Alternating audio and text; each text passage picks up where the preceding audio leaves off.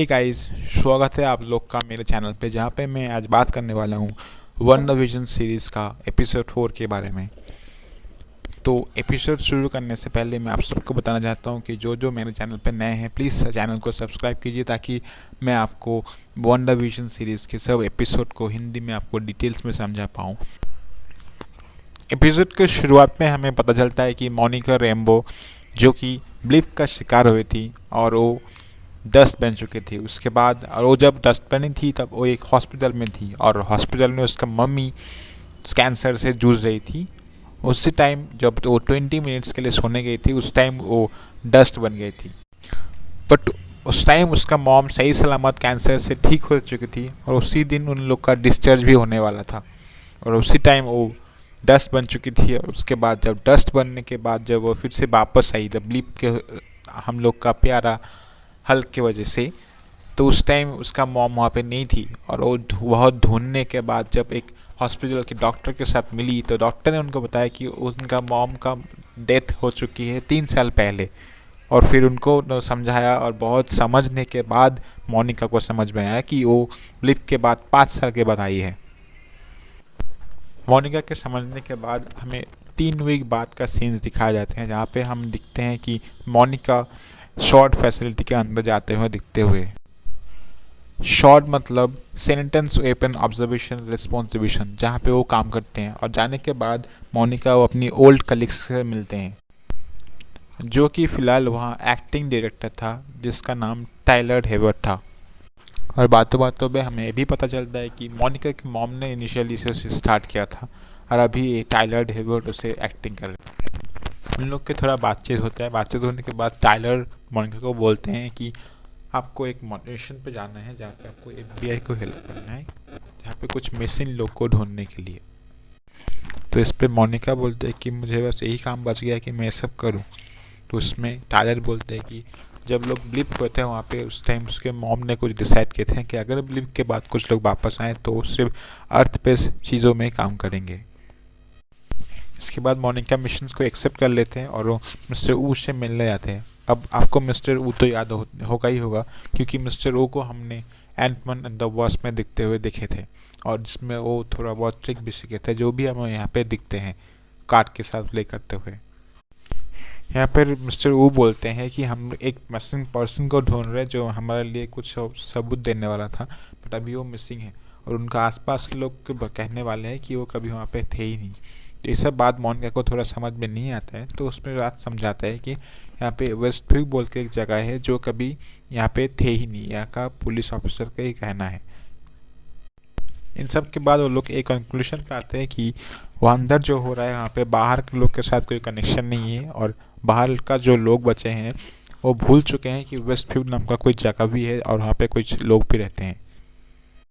But Monika को ये समझ में नहीं आते हैं कि अगर ऐसा है तो हम लोग के ऊपर वो क्यों असर नहीं हो रहा है, हम लोग को क्यों समझ में आ रहा है। यहाँ पे मिस्टर वो बोलते हैं कि यहाँ पे हम एक लोग की गुमशुदा होने की बात नहीं कर रहे हैं, यहाँ पे एक पूरा सिटी जहाँ जिसका पॉपुलेशन 2.2 मिलियंस का है वो गुमशुदा है, उसके बात हम कर रहे हैं। उसके बाद मोनिका एक शॉर्ट का एक ड्रोन निकालते हैं और जो वेस्टव्यू की तरफ भेजते हैं और जो कुछ दूर जाने के बाद ही गायब हो जाता है। उसके बाद मोनिका उसके पास जाके छूने की जब कोशिश करते हैं तो उसको एक झटका लगता है और दूसरी बार जब वो कोशिश करते हैं तो वो अंदर खींच जाती है। उसके बाद वहाँ पे शॉर्ट का पूरा फैसिलिटीज़ का टीम आ जाता है और वहाँ पे एक गाड़ी में 4 टीम मेंबर जो कि 4 डिफरेंट जगह में स्पेशलाइज्ड हैं वो आते हैं और वहाँ पे हम देखते हैं डार्सी को, जो कि हमारे प्यारा म्यूनिर को म्यू म्यू बोलते हैं, वो भी हम वहाँ पे देख पाते हैं उनको। और वो अभी बस एक जूनियर साइंटिस्ट नहीं है, अभी वो डॉक्टरेट बन चुके हैं। डार्सी वहाँ पे आने के बाद डार्सी पूछते हैं कि यहाँ पे क्या चल रहा है, तो वहाँ पे बोलते हैं कि ये मिशन क्लासिफाइड है। तो अब वो हंसते हुए बोलते हैं कि मतलब तुम्हें भी कुछ पता नहीं है। उसके बाद हम देखते हैं कि डायरेक्टर एक अपने एजेंट को सी लाइन पाइपलाइन के थ्रू से एक वेस्टव्यू के अंदर भेजने की कोशिश करते हैं और भेजते हैं। और उसके बाद डायरेक्टर बेस में आते हैं और सबको पूछते हैं कि यहाँ का लोकेशन क्या है, क्या पूछते हैं, सब डिटेल्स पूछते हैं, जिसके बदले में उनको कुछ ऐसा खास कुछ सुनने में नहीं मिलता है जिससे वो बहुत खुश हो। लेकिन उसके बाद ही कुछ उनको हंसने का आवाज़ सुनाई देता है तो सब लोग वहाँ पे हंसने का आवाज़ देखने के लिए जाते हैं। तो वहाँ पे देखते हैं कि वो लोग डार्सी के पास चले जाते हैं और देखते हैं कि वहाँ पे एक टीवी पे वांडा और विजन को दिख रहे हैं। तो सब लोग वहाँ पे जाके बहुत चौंक जाते हैं और फिर सबको पूछते हैं कि क्या ये वही है वांडा। और यही वो फर्स्ट लीड होता है जहाँ से वो लोग काम शुरू करना स्टार्ट करते हैं। वो हर एक इंसान के बारे में पता करने के लिए शुरू कर देते हैं जो उस शो में दिखें। और खुशी की बात ये भी है कि यहाँ पे एक इंडियन कैरेक्टर को भी दिखाया जाता है जिसका नाम है अभिलाष टंडन। उसके बाद हमें देखा जाता है कि डार्सी एक तरीका निकालते हैं जिससे जिससे डार्सी वो लोग अंदर के वांडा और विजन के साथ बात कर सकते हैं। और उसके बाद एजेंट ऊ रेडियो के थ्रू से वांडा को पूछते हैं कि वांडा, क्या तुम मुझे सुन सकती हो? कौन है जो तुम्हारे साथ ऐसा कर रहा है? और यहीं पे हम लोग को याद आता है कि एपिसोड 1 और 2 पे एक आदमी की आवाज़ हम लोग को सुनाई देती है रेडियो के थ्रू पे, जो आवाज़ और किसी की नहीं, एजेंट ऊ का था। इनफैक्ट एपिसोड 1 में जो वांडा के ऊपर नज़र रखती थी और कोई नहीं, डार्सी। उसके बाद हम लोग को दिखाई देता है कि जो एजेंट को वेस्ट व्यू के अंदर भेजा गया था पाइपलाइन के थ्रू, वो बाहर निकलता है, जो कि हम लोग को एपिसोड के 2 में दिखाया गया था। और जो एजेंट हम लोग को दिखाया गया था उसको फिर वांडा ने वाइप आउट करके बाहर भेज देती है। इसके बाद हम लोग को देखते हैं कि डार्सी को वहाँ पे रियल वर्ल्ड का रेफरेंस मिलता है, जहाँ पे बोलते हुए हम लोग सुनते हैं कि वहाँ पे वांडा मैक्सिमो का भाई पिएट्रो को अल्ट्रॉन ने मारा है। तो ये वहाँ पे बोलते हैं कि क्या पहले भी कभी हुआ है जो रियल वर्ल्ड का रेफरेंस मिलता है। तो वहाँ पे डार्सी बोलते कि नहीं, ये पहली बार ऐसा हो रहा है। और उसके बाद वांडा गॉलिन को बोलती कि कौन हो तुम? तो वो जवाब नहीं दे पाती। और सरप्राइजिंगली इसके बाद ही एपिसोड का एंड हो जाता है। तो इसमें वो बोलते हैं, तो इसमें डार्सी बोलते हैं कि यहाँ पे कोई है जो सेंसर कर रहा है एपिसोड को।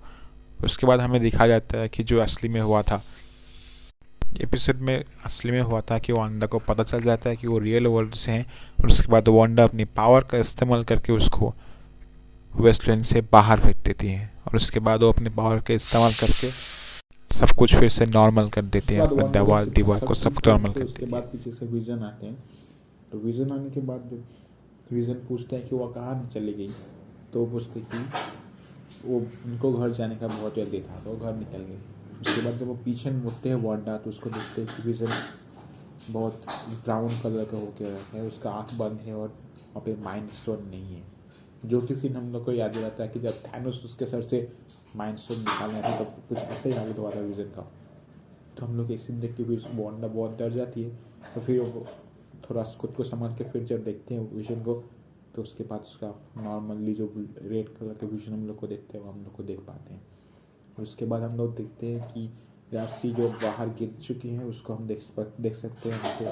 और उसके सामने सब शॉर्ट के लोग आते और मोनिका को पूछते हैं कि मोनिका बोलते हैं कि this is all about Wanda ये सब कर रही है, वांडा ही ये सब कर रही है।